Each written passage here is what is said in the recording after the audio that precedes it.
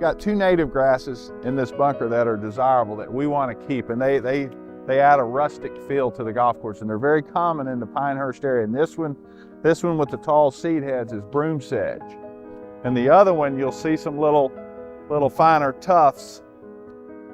And this is what we call wiregrass, and it's really common around the Pinehurst area. And some of the things that we discovered when we were clearing this bunker back out, some of this moss that's growing on some of the shadier north-facing slopes. When people photograph a golf course, the bunkers are what contrast and really bring it to life. So we're shaping everything together so the green and the bunkers and everything around is sort of one puzzle piece.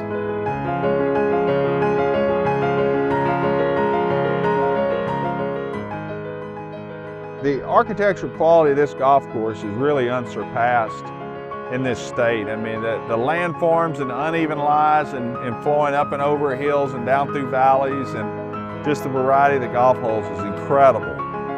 And I'm fortunate, I've worked with about 10 Ellis Maples golf courses, and I'm convinced this is one of his very best.